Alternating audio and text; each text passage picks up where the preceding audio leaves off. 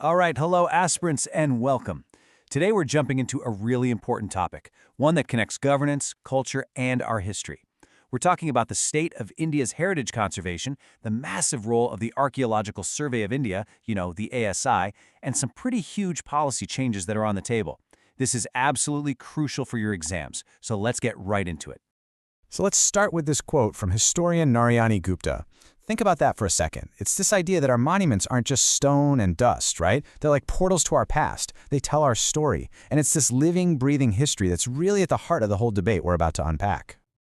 Okay, let's dive in. To really get a handle on where things are headed, we first need to understand the institution that's at the center of all this, the Archaeological Survey of India. We'll start with how it all began, its legacy, and then trace the story of how it ended up facing the crisis it's in today. Now, take a look at these dates. They're prime exam material, so you'll want to remember them.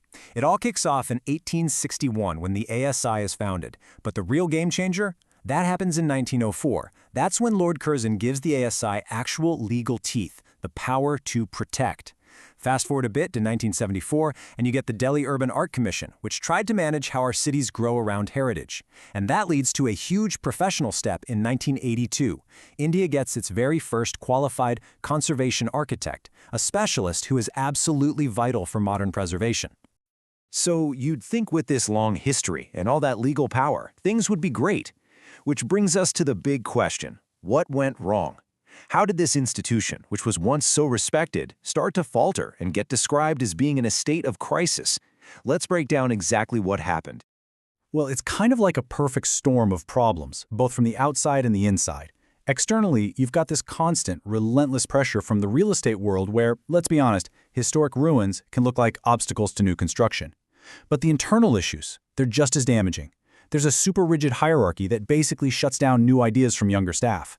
There's this culture of anonymity, meaning the ASI just doesn't connect with the public. And this is a tough one. Its incredible resources, we're talking priceless maps, photos, books, are apparently just left to decay. You put all that together and what do you get? Really, really low morale. Now, for your exam prep, here is a really simple way to remember these internal problems. Just think of the word HARM. Because, well, these issues are literally harming the organization. H is for hierarchy, A for anonymity, R for resources, and M for morale. HARM. Use that and you can structure a perfect answer on the internal weaknesses of the ASI. So, in response to this crisis, what's the proposed solution? The government is looking at a pretty fundamental shift in policy. The big idea is to move away from the old model where the state does everything, and instead bring in some new energy and new money into conservation. And at the absolute center of this new policy is a word you have to know, rationalization. Now on paper, it sounds pretty reasonable, right? Making things more efficient. But what it actually means is cutting down the number of monuments that the ASI is directly responsible for. And a lot of critics are worried this might just be a cover for commercial interests, leaving smaller, less famous sites totally vulnerable. And here's the number that really puts all of this into perspective, 3,700. That's how many monuments the ASI is currently the sole guardian for. 3,700. It's a massive number, and it really shows you why the whole debate around rationalization is such a big deal. So this slide lays it out perfectly. The traditional model was simple. Conservation is the government's job, period. Done by the ASI. But the proposed model, this is a huge pivot. It's about opening the doors to private companies, to public sector undertakings, to all kinds of other organizations, and letting them get involved. This is the big shift towards what we call a public-private partnership, or PPP model. So can a PPP model actually work for something as delicate as our heritage? I mean, that's the million-dollar question, isn't it? The best way to figure that out is to stop talking theory and look at what's happened in the real world. So let's check out two really interesting case studies from Mumbai that show us the good and the bad. This comparison table tells you everything you need to know. It's like a tale of two projects. On one side, you've got the Elephantea Caves. The partnership there was basically a handshake deal built on good faith. And the result? It started off okay, but then it all fell apart. On the other side, we have the Dr. Bao Daji Lad Museum.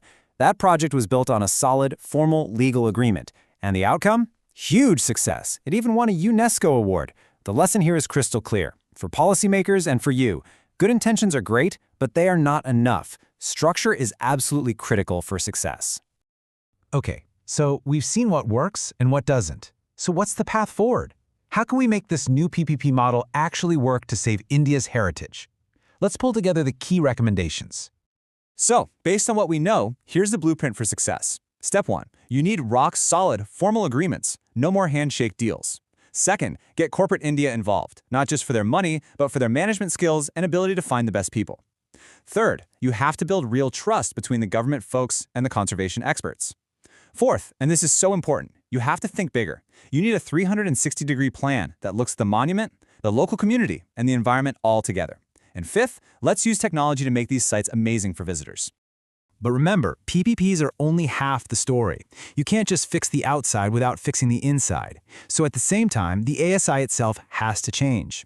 It needs to find a way to instill a real sense of pride and purpose in its team. It has to actually collaborate with specialists like conservation architects. It needs to end its anonymity. Get out there, do heritage walks, connect with people. And finally, all those amazing resources in their archives, they need to be digitized and shared with the world. Okay, we've gone through a ton of detail, so this next slide is just for you. It's your exam revision cheat sheet. We've pulled all the key facts, the main concepts, and all the big takeaways into one single place. Let's walk through this nice and slow. First, the dates. 1861 and 1904 are the big ones. Know the number for the ASI's mandate, 3,700 monuments. For the challenges, just remember our mnemonic, HARM. The new policy? It's the shift to the PPP model, and that keyword is rationalization. Key terms to know are conservation architect and InTech. The biggest lesson on PPPs, formal agreements are everything. And finally, the main recommendation, you need a two-pronged attack, structured PPPs and internal ASI reforms. That's the whole story in a nutshell. And we'll end with this question, something for you to really think about. This whole issue really boils down to the central challenge for modern India. How do you balance the need for development with the duty to preserve? Can a partnership between the government's mandate and the private sector's efficiency really be the thing that saves our past for our future? That's the core question to keep in your mind. Thanks for joining us Explain.